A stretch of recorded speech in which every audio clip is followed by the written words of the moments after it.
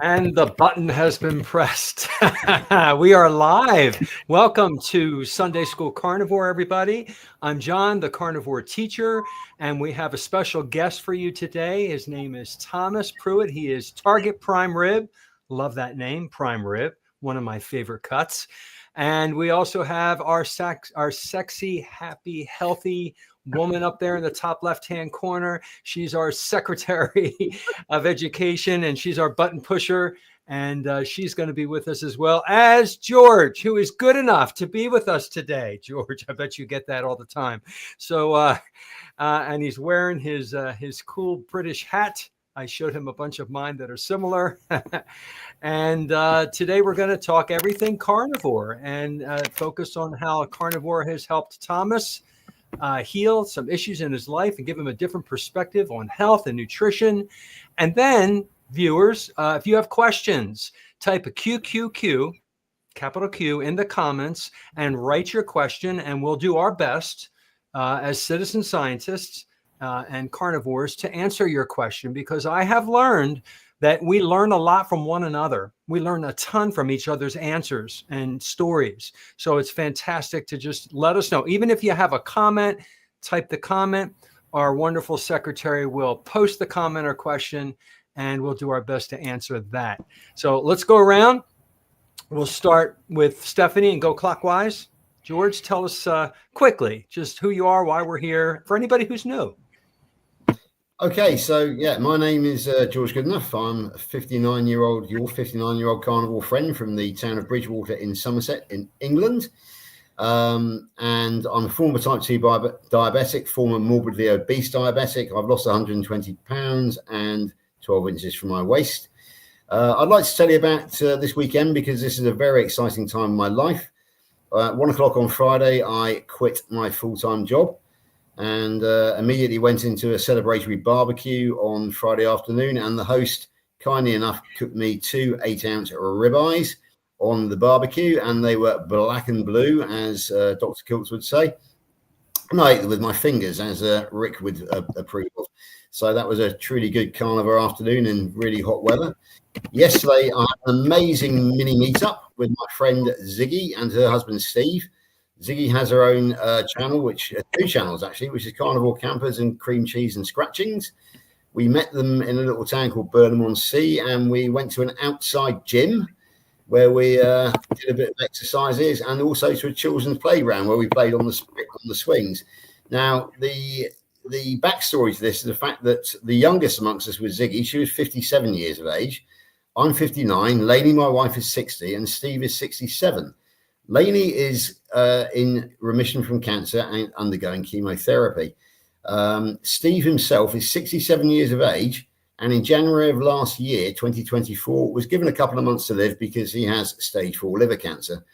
However, I can report that over 18 months on, and having been carnivore, Steve was looking very healthy yesterday, and it was playing on the swings with us. So make of that what you will.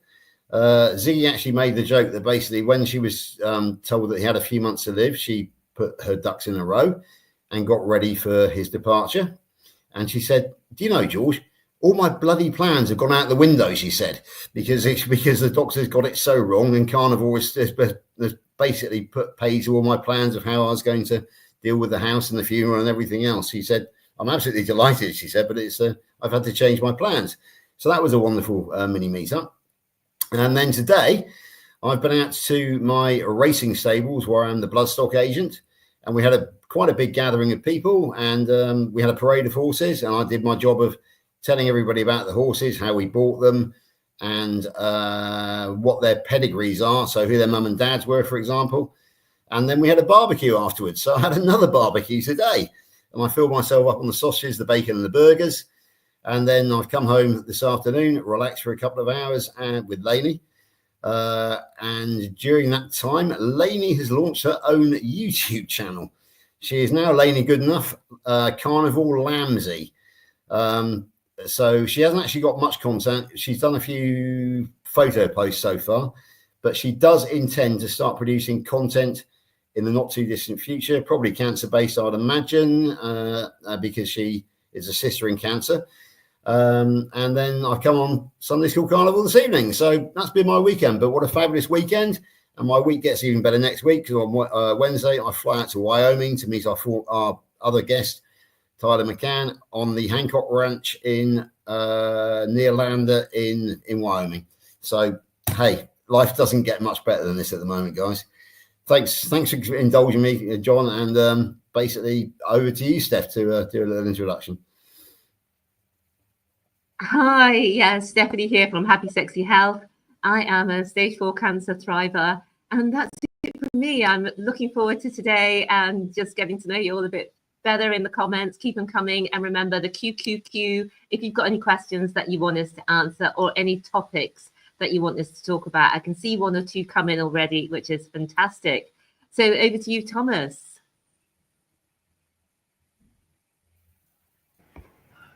Hey, yeah, how you guys doing? Sorry about that. I actually switched to a different room, hoping that will improve situations, as you know. So yeah, I mean, I started off basically. I had type 2 diabetes. I had neuropathy. I still have it. I mean, it's never going to really fully go away. But I got my A1C from 8.9 down to 6.2, and sorry about that. Hello? And and everything. So, I'm just doing so much better on carnivore, and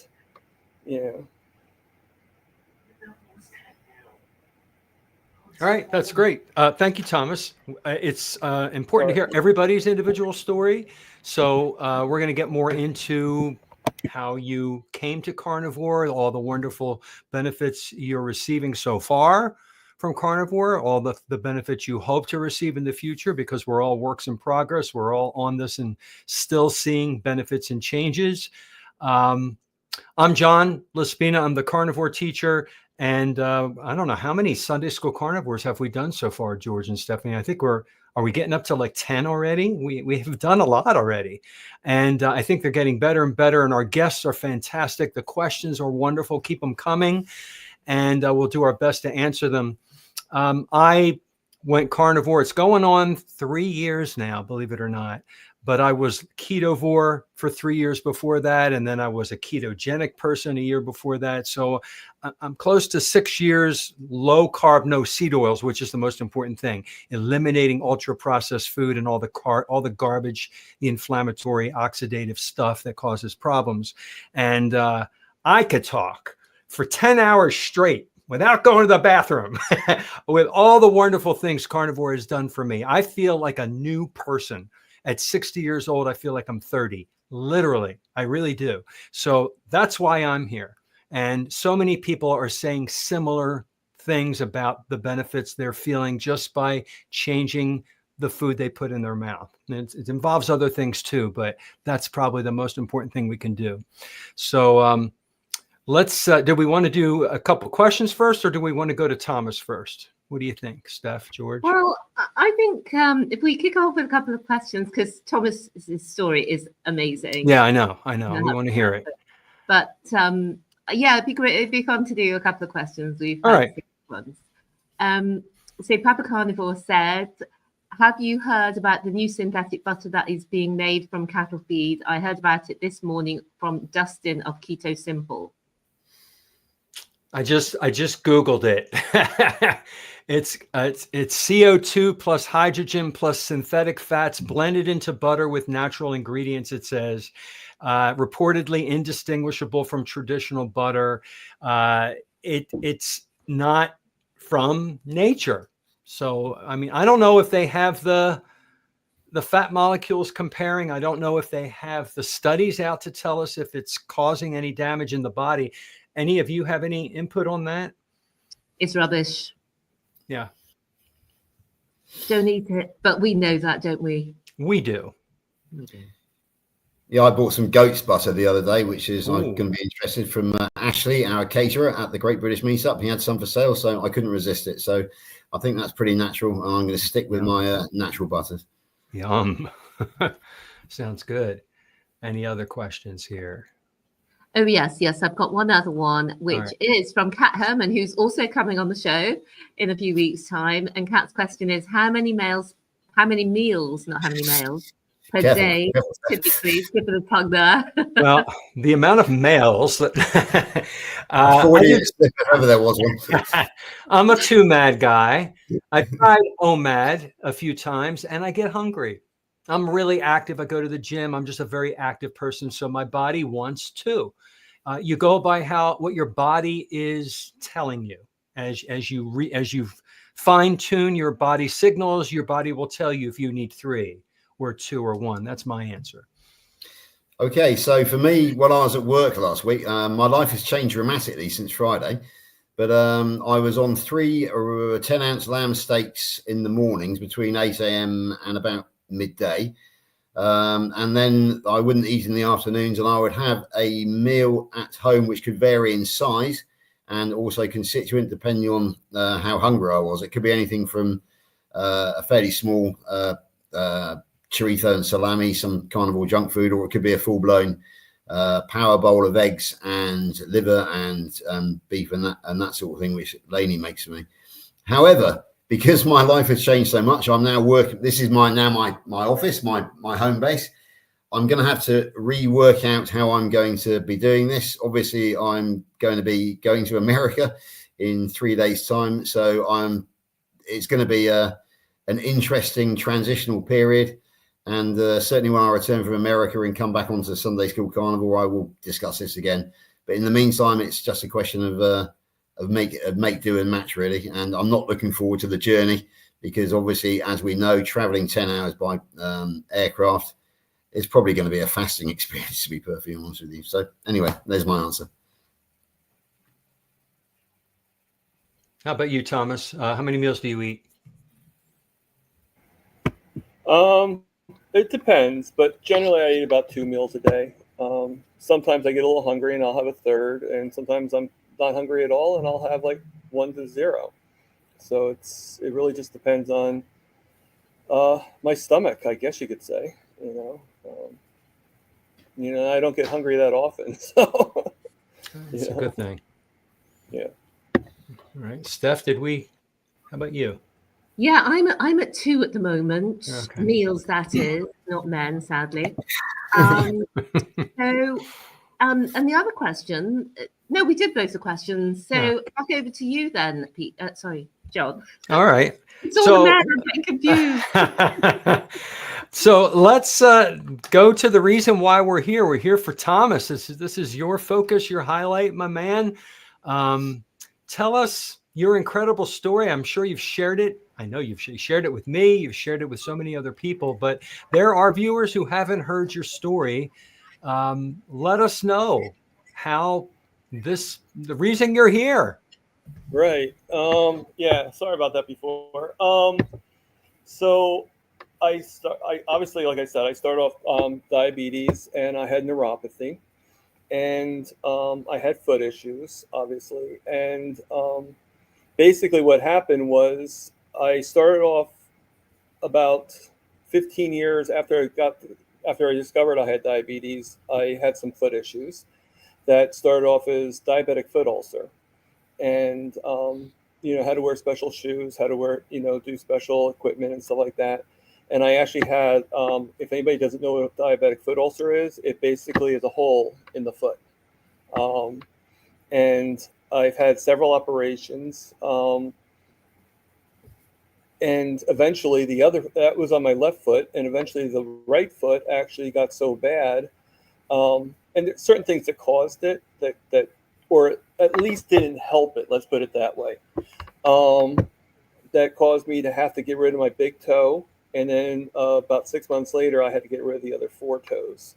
So I have I think it's called a transmarsal amputation, where it's all 5 toes right across the I'm not very good at medical mumbo jumbo and all that stuff, scientific, I just know eating meat is good for me, and that's all I need to know, And so I basically had that happen to me.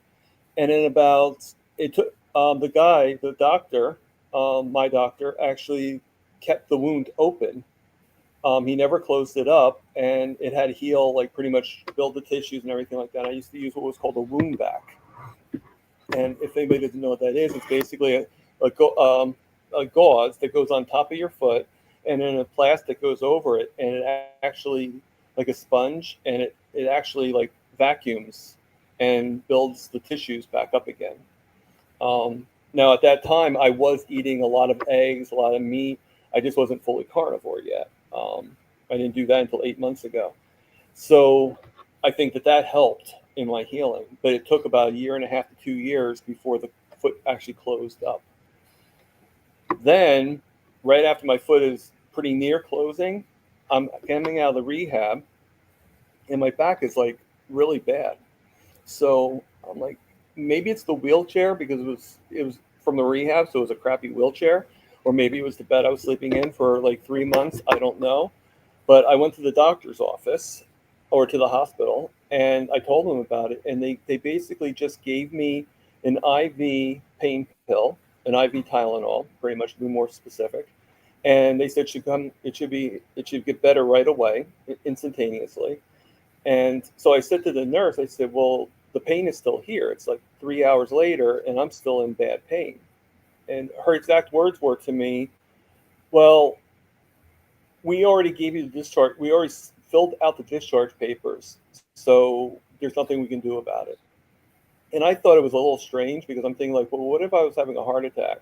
Would you say that to me? Like, oh, come back tomorrow? You know, like we already discharged you, you know, like it just seems so ridiculous, you know? And so without argument, I just went home. About 3 days later, my pain is even worse. Like I'm having a hard time even sitting in a chair. Like even doing what I'm doing right now, or what you guys are doing, I would not have been able, I was having a hard time doing that. And I was able to move a little bit, but just not as much, you know?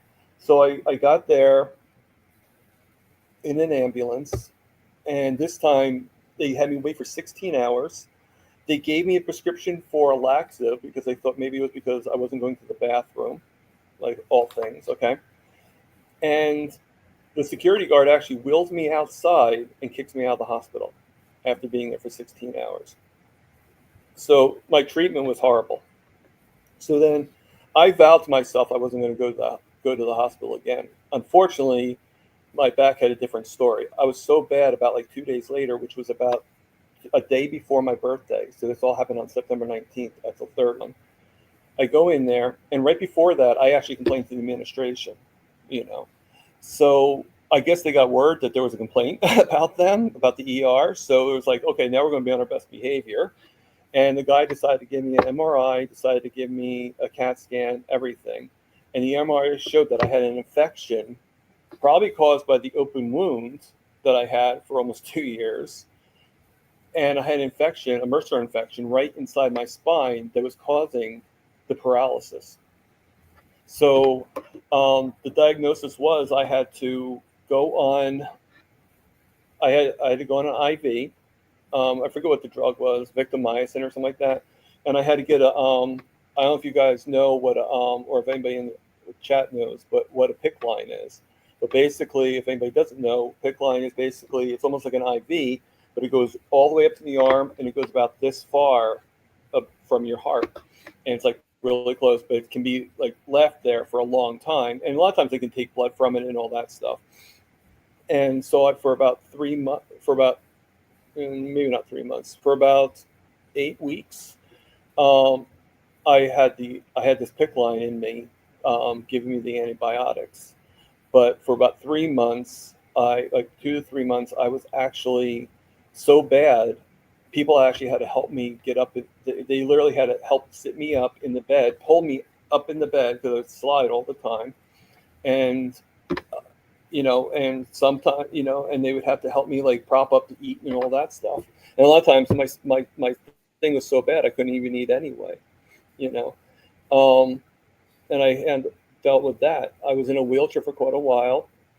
I used a knee walker for quite a while, because while my foot's healing, and after that I then had some damage in my other heel. It opened up again, so they had to actually take about like to like, I don't know the exact amount, but the way I express it is any amount you have to take out is not a good amount, you know. And they had to take part of my heel bone out because my wound wasn't closing, so they actually had to remove some of my foot in order to close the wound. You know, I originally had gastroparesis. I actually cured that. They had me on omeprazole for 6 years, and our time weaning it off. And one day I'm just like, you know what? I'm just going to be off it now, and I'm just going to deal with the issues that I have. And as time went on, I didn't need the omeprazole anymore at all. So it's been, last time I had it was February 26th was the last time I had omeprazole. So that's an achievement right there. I'm walking a lot better. I just actually put out a short video where I'm wearing a weight vest and I'm going up the stairs. So, you know, so much achievement going on. Just found out today I've lost 22 pounds. And yeah, I mean, not that weight is really a factor for me, but it's still pretty good considering I've been doing this for 8 months and this is the first time I've lost 22 pounds, you know? So it's like, oh, okay, this is nice, you know. You know, just so much going on. I still have issues. I'm not going to lie. It's a journey. It's not a destination, and you just have to keep on trucking. You know, I still have my A1C. When I originally started with the 8 months, I've actually been doing this. So it's been 8 months, August 1st.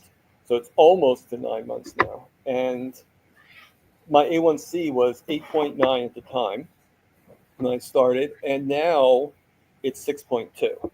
So I am no longer type 2 diabetic in the realms of how the medical communities look at it. I still consider myself diabetic because I think that as long as there's any diabetes in you, there's still a problem, you know. But still worth celebrating, and who knows what will happen. You know, even further down the line. My 1 year anniversary is actually on January 1st. So, which is I probably did that on purpose without even realizing it, you know? So, like kind of like a subconscious purpose, you know? And, you know, life is great. And like 3 years ago, I would never have said that. I would have been like totally miserable because, I mean, the last thing you want to do is ever have any kind of amputations because what people don't realize is it's not just the amputation, it's also cutting the nerves to that spot. And that's why I'm so effective with that's why it's so hard for me to begin walking and stuff like that, because every time I walk, there's a pain because of the nerves or no pain, you know. And as time goes on, I get either more used to the pain or the pain is more adaptable. It's not there as much, but you know, you still have the issues and stuff like that. Thomas, can you share with our audience how old you are, if you don't mind? I will be 53 in September, so I'm 52 right now. All right. When were you first diagnosed with type 2 diabetes? At what age? I was 30. Okay. Yeah, I was living in Trenton, and I was 30 years old, Trenton, New Jersey. So. All right, that's a huge drop in A1C, and you're going to come down below 5.7 soon. Obviously, it's going in the right direction, and that's fantastic. Well, make it even worse or better, however you want to look at it. When I was first diagnosed with the foot problem, like when my diabetic foot ulcer hit, my A1C was 13.5. Yeah. Wow, that's a lot of damage. Yeah, can I just give Thomas some encouragement here, because basically 8 months is not long to have been on the carnivore diet. It's very much a transitioning phase. I started on March the 1st, 2022, so I'm 3.5 years in now, and I've got to where I want to be. But it has taken me it took me at least 2.5 years to get to where I wanted to be, to get to the almost perfect spectacular success story that the NHS tells me that I was. I started off at 6.7, and I gradually dropped down to where I'm now at 5. Where I was in September last year at 5.1. I've got to go back for my annual checkup in September sometime. a lot of people expect or hope for immediate results, but it is a gradual process. I'm 3.5 years in now, and I felt the full benefit. I'm back to my 17-year-old weight. And as I said, type 2 diabetes is gone. So be patient. It will come right, Thomas. There's no question about it. As long as you carry on doing what you are doing, you're making progress. As long as you're making progress, then you are heading in the right direction. And I can guarantee that after 2 years, even after a year, you're going to be feeling so much better. You'll obviously started in a worse position than me, but give it time, keep the faith, trust the process, and listen to your body.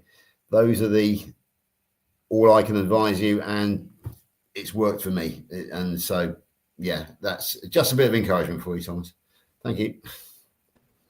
Thank you, George. That's true. I often said, I said it before, you know, you walk into the woods, however long you're in there, it takes that long to come back out. You know, a lifetime of poor diet and lifestyle, it takes a little time, a little patience, and you're making progress. I mean, Papa Carnivore's been working with you, he said in the comments, and he's so impressed with your progress so far. So we cheer you on too. That's what this is about, community. You joined this community, you joined the most supportive group of people you will ever find, and just keep on going. And remember, I'm sure you know this, maybe you don't, but if you fall, if you mess up, if you have a cheat meal, something happens, you just continue. You didn't start back from the beginning. You just continue where you left off, and you forgive yourself, and you're going to continue to make that amazing progress.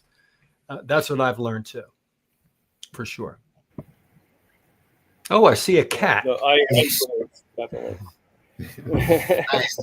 That is the legend that is Hamish. He was distracting me by running around. So I thought we were with Rick all of a sudden. No, so, yeah, his cat's a little darker. So. Yeah, the other one who might turn up is Angus, because Lainey decided to go down a Scottish route with the naming of the cats. Cool. So we might see either of them again, but he doesn't like being picked up, so he's run away now. So hopefully he won't continue to distract me. So there we go. All right. Anything else you want to share, Thomas, with our audience about how carnivore has, how your mindset and eating properly has helped you?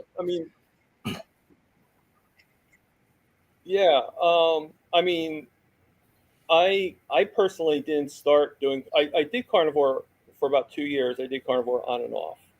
Like I'd be on it for like 3 weeks, and then I would go into a cheat, and or I'd be going into rehab. And obviously, it's hard to be carnivore on a full capacity when you're in rehab,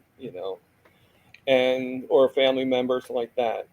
It wasn't until January 1st that I fully committed. And one of the ways I really fully committed was I started being able to interact in the chats on one of Carrie Mann's videos. And, but even before that, I actually wrote him an email telling him my story. And he's the one that actually got me to really go into it, with that part of it, and he sent me back a nice letter and everything like that. And I've thanked him for it several times. And that's what got me started on it. And then since then, I've been on about 13 different interviews, actually 14, including this one. And, and I've actually interviewed myself, and all three of you will be on my show at some point or another individually. I've already done about 8 people, interviewed them, including Carrie Mann, and, so things are like really, it's not just the healing of the body, it's also the healing of the mind. This is, I guess, a sad thing, and it is a sad thing, but I had very bad depression because of everything that was happening to me. And one of the things that depressed me the most, and this goes for anybody that's going to have the same situation or anything like that, the one thing that really killed me the most was never being able to talk about it, because most of your family and stuff like that, they don't want to hear, they don't want to see what's going on. You might be able to talk a little bit about it, but to really talk nitty-gritty about it, they don't really. It wasn't until I joined carnivore that I was able to tell my story. And that's where the healing actually came from.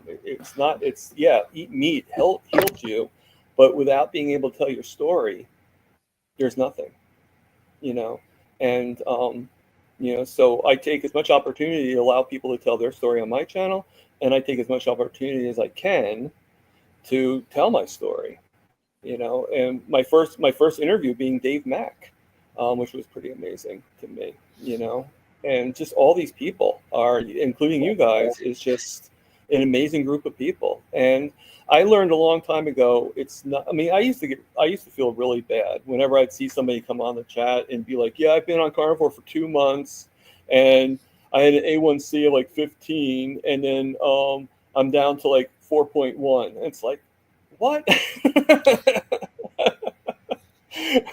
And after a while, I'm thinking to myself, like, is that even possible in 1 month to get down to that low? It's like, whatever. And one guy say in the chats one time that he had A1C of 21, and I'm doing the math. I'm like, wait, that's a blood sugar of like 600, 700. You'd be in the hospital. Like, okay, somebody's exaggerating here. But it is what it is, and it's the journey that that's taking us, and you just do whatever you can, and you go against any of the obstacles, like, and everybody's going to laugh at this, like my internet connections. Once I get that fixed, everything will be like zooming, but you just have to go through the obstacles. That's it, and you're going to come out strong in the end. Just eat the meat, and like my ending of all my shows say, live, love, heal, and for God's sakes, eat the meat. Love it. For God's sakes, eat the meat. So can I ask you about your name? Where did Target Prime Rib come from? I didn't ask you that in my interview. Okay. So it's kind of a long story, but well, not really that long. When I was about 16 years old, we always used to have these things at school where we would get like words and we'd have to, make sentences out of them and read them up with the class. Well, I guess I was a little bit more creative. So I actually took those words and took those sentences and made like paragraphs, and eventually the paragraphs actually became a story. And I actually drew my characters in the story. So it was sort of a science fiction thing with mutants and all that stuff. And I was very, very susceptible to suggestion and everything like that. But basically, it ended up being about 8 chapters. I didn't really fully finish it, and I was wanting to finish it. I was drawing the drawings and everything. Had everything perfect, and I love her. Well, actually, I'm not even going to say who it was, but a very close member of my family, 2 very close members of my family, looked at my drawings and pretty much said how crazy I was, how I needed to be put into a hospital because of all the drawings that I had and everything like that. So it got into my psyche, and I actually gave up on it for quite a while. I'm starting it back up again now, but that was, I was in high school at the time. So that was, you do the math, 18 to 52, and I would do some drawings here and there, but it's just the book died, and I am considering bringing the book back very strongly, but the book was named Target Prime. So when the time came, one of the ways I wanted to bring back the spirit of the book was to put that name in there. I figured it'd be a great YouTube name, So, but I wanted to make it carnivore, and coincidentally, right before on the Christmas, that Christmas before, I went to my sister's mother-in-law's house for Christmas, and guess what she was serving? Prime rib. So I took the 2 and created Target Prime Rib. That is a cool story. I like that. Now, I bet a million people don't know, but now we know where this comes from, Target Prime Rib. Any questions, Steph, that we can, I saw a ton of them. I don't even think we can get to all of them. Yeah, no, but I'll just ask the one, first of all, that was for you, Thomas, which is, Bill has asked, I'm still confused a bit as to why you still do insulin. Do you still, oh, maybe it wasn't for you. Do you still have insulin resistance? Do you use insulin, Thomas? Yes, I do. Unfortunately, the insulin still hasn't gone away. So, it's going to take a while for it to fully, I mean, like, I'm still 6.2 A1C, in order to really be where you're no longer insulin resistant, you have to be at least 5. In my opinion, anything 5.6 and under is really where you're starting to really get rid of the diabetes. And even then, you probably still have insulin resistance until you get that test. I forget what test it is, but there's like a fasting insulin test or something like that you take to find out exactly where you are at. So I mean, it's going to be a long journey, I mean, because realistically, I think we can all agree. Even when I was diagnosed at 30 years old, I probably had insulin resistance even before that, maybe even like in my 20s. And so that's been going on for quite a while, like even before, I mean, when I was a kid, I'm not going to lie, I used to get made fun of in school a lot. And I was a very, very susceptible, like how my family members accepted me to quit my book and everything. Every once a week when I started working when I was 14 years old, and I worked for a fast food restaurant, and I would get paid. But I used to, with my depression, I used to go to the local 7-Eleven. Back then, they didn't have a quick check or anything like that.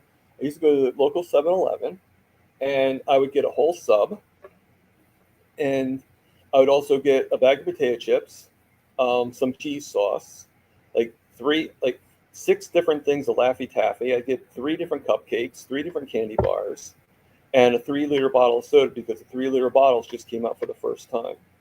And I go home, okay. Oh, and a buttered roll, because you have to get a buttered roll at a convenience store because it's the law. And I would come home, no lie, I would just go right in my room, and I'd eat it all up in that, like, within an hour. And then I'd do it again a week later when I got paid again. And that's pretty much was my life for quite a while. So the fact that I'm diabetic and has, insulin resistance is not that amazing. When you look at it, like when you look back at it, it's like, well, yeah, I didn't really do that well when I was a kid, Sorry, there's another one. So thanks for that. There's another one from Papa Carnivore. It says, Thomas, can you talk more about how you measure your blood sugar with your CGM and your finger stick, and how you manage your sugars as a type 2 diabetic? Right. Okay. So I mostly measure with my CGM, and actually my CGM's in the other room right now. So, but I measure with a CGM, and it was kind of an interesting story. I think what Papa's alluding to is this interesting thing that happened to me the other day. So I actually lost my finger stick temporarily. I did find it. So, but I lost my finger stick. But what I do a lot of times is when my CGM seems a little off, or if I just want to double test it, I'll do the finger stick, because this is how it kind of works. The finger stick is actually more accurate, but who wants to prick their finger like every hour on the hour? So it's not as often. Whereas CGM changes every 5 minutes and gives you an update every 5 minutes, but the accuracy isn't as much. It's close, but it's not, close but no cigar, so to speak. And I was missing my finger stick. So I was feeling fine, but my blood sugar, according to my CGM, was 41, which is pretty low. Okay. So I got a little nervous about it. And I talked to one of our community friends, Lewis, about it. And we didn't know what was going on, And I finally did find the stick, and I looked at it, and I'm like, because it's weird how I'm 41, but I'm not feeling the effects of low blood sugar, So I finally, after about a couple of hours, I pricked my finger, and it came up 167. So it was a false reading. So sometimes you have to, it's not enough to just have the CGM. Sometimes you should have an actual glucose monitor to be able to test your sugars, because sometimes it's not going. Sometimes you have to calibrate it. Sometimes it's totally off. But obviously that wasn't a calibration problem. That was a sensor problem, and I had to pretty much put a new sensor on, and that solved the problem. But I think that you do sort of need both. And before I had the CGM, I was actually pricking myself about almost 7 to 8 times a day, trying to get the accurate numbers and everything like that. And believe me, you don't want to prick yourself 7 or 8 times a day. It's sort of annoying. So. Great. Thank you for sharing that. I had a CGM that I tried out, that a company gave me for free, and I tried it out. And it pulls the interstitial fluid, not the blood. And it was about 20 minutes delayed what the finger prick was. Did you find that, Thomas? Yeah. Like a Yeah. delay in the reading? Yeah, there is always a slight delay. I don't think I counted 20 minutes, but yeah, mine was 20 minutes, and the numbers were mine were like 10 off. It was interesting. It was an interesting experiment. So it's like I said. I mean, like, I wasn't worried. If it was 10 off, I wouldn't. I really would not have been worried, to be honest with you. I would just calibrate it, and that was it. But for it to let 40, and actually was going down. It actually went down lower than 41. There was even a time where it actually didn't even say the number anymore. It just said low. Because like, the only thing, I guess, I don't know. But the finger stick was 167. So that's a pretty big difference. That's a pretty big gap. It's about 120. So that, to me, that was an issue. So I called up the place, reordered a new sensor, and then I had a couple extra sensors. So I just put one of those sensors on, and now it's reading pretty well. Good. So good. All right, Steph, any yeah, we just got a few more. And the next one is just for your thoughts about this from Miss Irises. Wish carnivore would help with my seasonal allergies, but great to hear other victories. And she's been a carnivore for 9 months. Oh, give it time, my friend. Give it time. I have heard so many stories about how allergies have absolutely improved. So type in Dr. Ken Berry, type in allergies and low carb allergies carnivore. You're going to find a ton of stories. It might happen to you. It really might help you, because I believe that allergies are often mistaken for the body attacking plant toxins, and in attacking the plant toxins, they also attack the cells that they're near, and then that causes inflammation and mucus and what we call an allergy. That's what I've learned.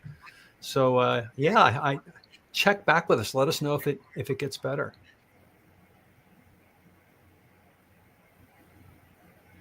Yeah.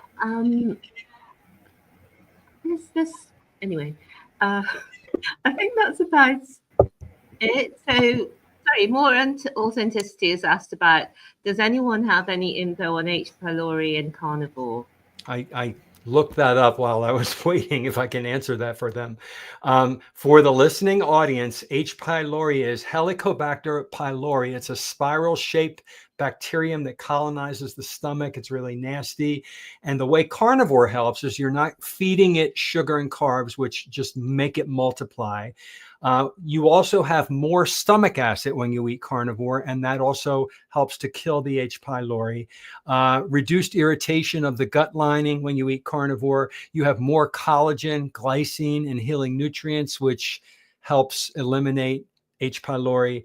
And you get more fat-soluble vitamins and zinc from animal products, which is an unfavorable environment for H. pylori. So although it's really, really stubborn, apparently, so you need to, strengthen the stomach lining, improve your immune system. Basically, like other things, it's sugar feeds it. So you starve it and see if that helps. That's what I found out when I did some research on H. pylori. I've heard about this a lot, actually. Thanks, John. And we just had a couple of comments from Papa Carnivore, and it'd be interesting to see what you think, Thomas. Drawing and painting, arts and crafts and pottery are very therapeutic and great for your mind. And he goes on to say, Dr. Kiltz paints and makes pottery, Kiltz cups. And then he's doing a bit of name dropping here. Dr. Kiltz gave him a Kiltz cup when he was at his house. Papa Carnivore was at his house in Sarasota in February. So I don't know, Thomas, what are your thoughts about this art? Is that something you're doing? What are my thoughts about Dr. Kiltz's art? Is that what you're asking? I think Papa Carnivore was asking you about it. Well, art in general, being involved creatively, how does that help you with depression? I mean, Yeah. like I said, I stopped for a while, but I'm drawing again, here and there.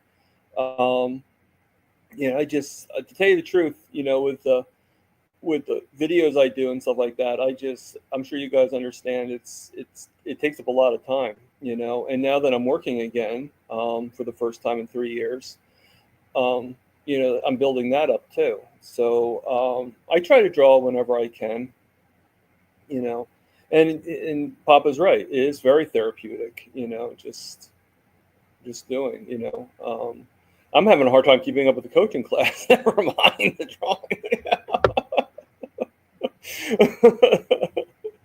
Totally 100%.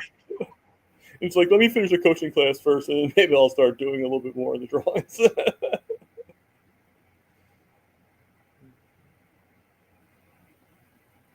I think that's it really for the chat, John. No more questions or comments? Okay, that's great. There are other comments. That was you. George, how about you? You've been really quiet. Yeah, Any I told comments? Thomas yesterday, because Thomas put on an excellent video called Trying yesterday, in which gave us a tour around his house. And I happened to notice that I think you've got one of these, haven't you? Thomas, a Frank's Red Hot. Am I right in thinking that? Yes. Yeah, What is that? I like to put that on my eggs. Oh, Yeah, it's cool. like Well, a honey I have mix. scrambled eggs. Okay. Yeah, this one's actually not been opened yet, but I found it in Aldi fairly recently, and I noticed it's fairly clean. If I can actually read the ingredients, so I can find them here, it is a pretty clean. Ingredients are fermented red cayenne pepper, 35%, spirit vinegar, water, salt, garlic, and garlic powder. So there's no sign of any seed oils, no sign of any wheat flour in there at all. Admittedly, the cayenne pepper probably does have some oxalates, but in my view, it's basically, if you're going to have a spice, then something like that or Tabasco is very good. Equally, going over to the United States again, I'm a believer in French's mustard, because actually, if I read the ingredients of this one, where is it? Ingredients are water, spirit, vinegar, and mustard seed, 14%, salt, spices, and flavorings. Again, no sign of seed oils, no sign of wheat flour. Our favorite mustard here in the UK is Coleman's, and that actually has wheat flour in it. So, yeah, I don't know. I was interested to talk to you about sauces, Thomas. Do you use just the Red Hot, or do you have any others that you would recommend? Or I mean, there were times when I did. There was a time way back when I did have the others, but the reason why I do the reason why I really do is when I do my priming, because priming is like where you eat more. So I can only eat so many eggs. Like I can't down like a lot of them. But if I actually put a little bit of the hot sauce on them, I can actually double the amount of eggs that I eat. So it just helps to just go down the gullet a little bit better, believe it or not. So that's the only reason why when I have the hot sauce, it's really if I'm having like a priming, I'm doing priming, and I want to have, and I just finished the 4-day prime. So, but normally I just do salt on a lot of my stuff. And like today, I just had, right before talking to you guys, I just had four eggs, and I did put a little hot sauce on it and with some salt, but I put so much bacon grease in it that it was just like sopped in the bacon grease, and it was just total bliss. Anything that's, to me, the extra fat and stuff like that is bliss, like Bliss. Bacon. Who doesn't love bliss and bacon? bacon. Bacon and butter are my favorites. I smother everything in butter. Well, I was having an issue with butter for a while, so I had Some to people learn how to do, cut yeah. down on it. I have a stomach issue where I'm going to the bathroom all the time. All and right. Dr. Phil was saying like maybe I need to get rid of the dairy, and he Could said be, maybe yeah. while get rid of the butter as well, because it being a form of dairy. Right. You could And- try ghee. if Yes. it's kind of And I'm expensive. back to butter again. I just Yeah. had to wean it back in. Oh, You know, like, see, everybody has to figure out what works. well, just to give you a little For them. indication of how much I love butter, I make butter coffee. Yeah, I do too. But your guys, all your eyes are going to widen just when I say the next thing. So for a little bit there, I was taking a whole stick of butter, putting it in the coffee cup, putting the coffee in it, and blending it. Wow. So I think it wasn't the concept of butter being bad. I think it was the concept of too much butter being bad. I think your problem with the dairy was the quantity, you know. Yes. So I did completely. I almost completely got rid of dairy. I do Live and learn. occasionally. I go to a pizza place that's near me, and really, there's not much that I can have there. So I get roast beef, which is with nothing. It's like pretty much like a sub in a tub, and I'll get fresh mozzarella, and that's really the only cheese that I have anymore. And really the only thing I put in my coffee is either butter. I have tried in Papa Carnivore. I have tried it, bacon grease and an egg yolk in my coffee. So I have done that. And you know, or I just have it black. I do it Mitch style and have it black. You know. But yep, we all have to find out what works for our own individual physiology. Trial and error for sure. Yep. Lainey has just notified me. She thinks she might have seen another question from More Authenticity about the antibiotics versus healing naturally. Have we seen that one? What was that? The question is from More Authenticity, who's actually a neighbour of mine here in the. There it is. Oh, there we go. Steph has found it. Having to make the decision to have antibiotics or heal naturally. All right, we're not doctors. Don't take anything we say as medical advice. Just know that antibiotics are torture. They're murder on your good gut bacteria.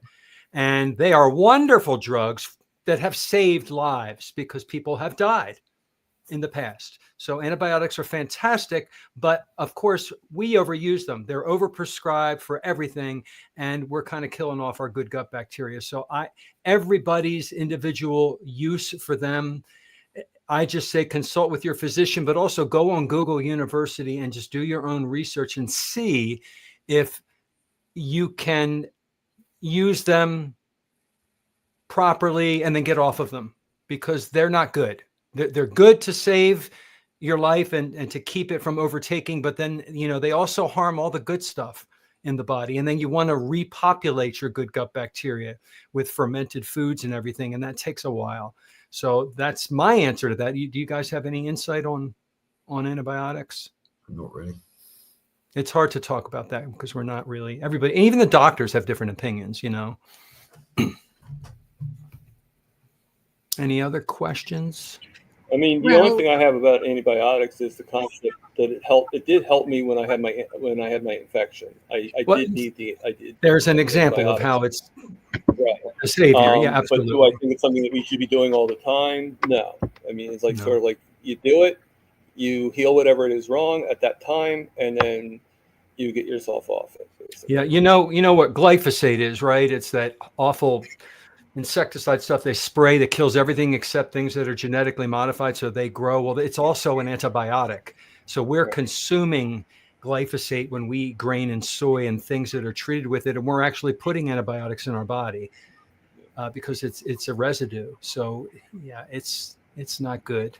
Any antibiotic, unless it's definitely a problem prescribed for life-saving reasons, in my opinion. Okay, we've got 7 minutes.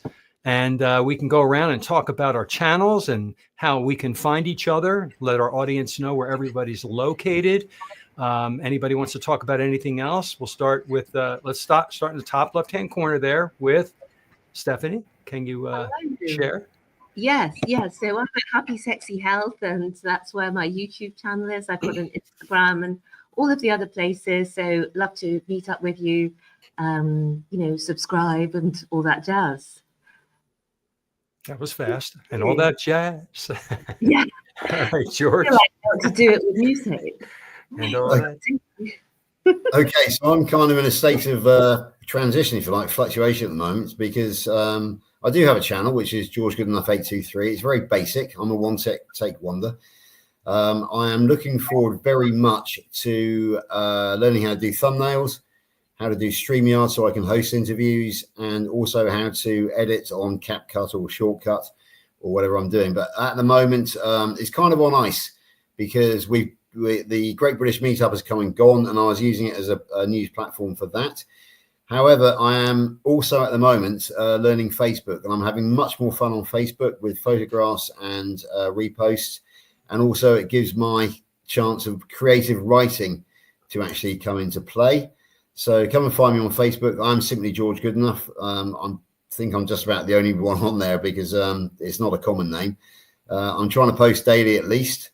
And most of what I post is carnivore, although obviously I do post other things on Facebook as well. I'm not on Instagram, Twitter, X, or any of the others. Facebook, and I do have a big community on WhatsApp. We have the class, the students. I'm sure most people know what I'm talking about. Thomas certainly does.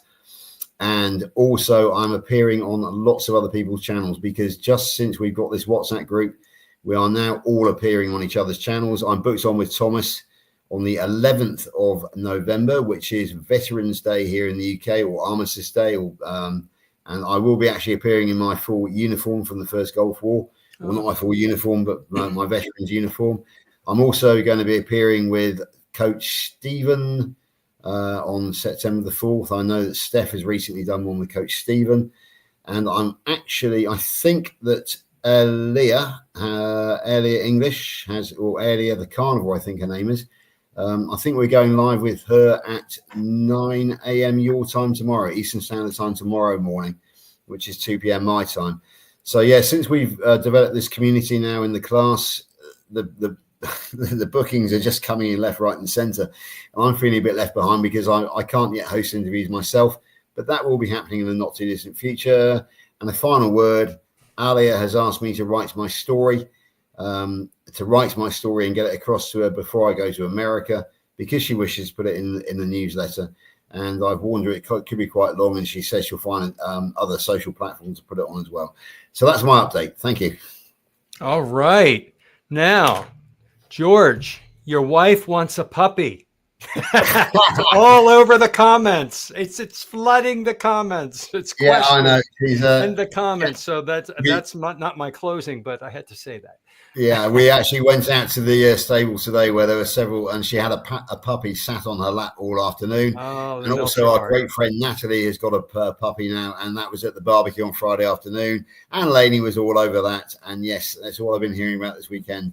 Can I have a puppy? There she Here is. we go. We're gonna get your puppy. Yeah, gonna torment the cats, you know. I know. I just know that. I know that by the time I get back from America next week, there is going to be a little scamp running around. Yeah. I just dread it, but there we go. I told her I'll bring her back a wolf from Wyoming, but she says she'd rather have a puppy. All right. Well, I'm John Lispine. I'm the Carnivore Teacher. I'm that name on YouTube and Facebook and Twitter and X and Instagram and all those other things. I just posted the same thing everywhere. I put a teaching video out that's about 5 to 7 minutes long daily. I'm on these every Sunday. I interview people tonight. Actually, believe it or not, I have to stay up until midnight tonight. I'm interviewing Dr. Anthony Chafee because it's 12 p.m. his time in Perth, Australia. So I'm really psyched. I'm going to take an afternoon nap for that. So look for that on my channel. I will have interviewed Dr. Chafee. I'm so excited. So that's another thing I do is I do some interviews and just to pay it forward and let people know how amazing changing your diet can change your health and your mind for the better. So that's where you can find me. And Thomas, you're up. Where can we find you? Well, you can find me on YouTube at Target Prime Rib, and you could also find me on Instagram. And I do some TikTok videos, not a lot, but I do a few shorts here and there. Just keep it simple. I was doing my videos, but I've kind of transitioned, like I said before, to lives where I do interviews and. Sometimes we do roundtables just like this is right here.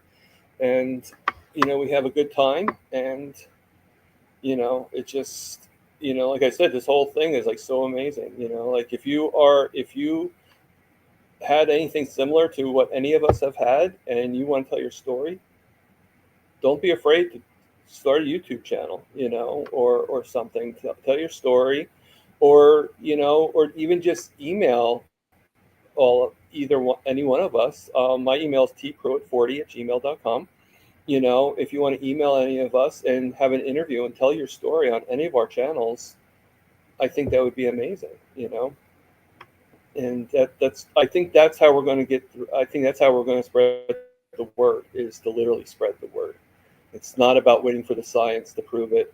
It's about waiting for the experience and the life experiences that is coming with it. That's going to do it. Thank you. Yes, we are making a difference. As small or large as it is, we're doing the work and people are hearing the message.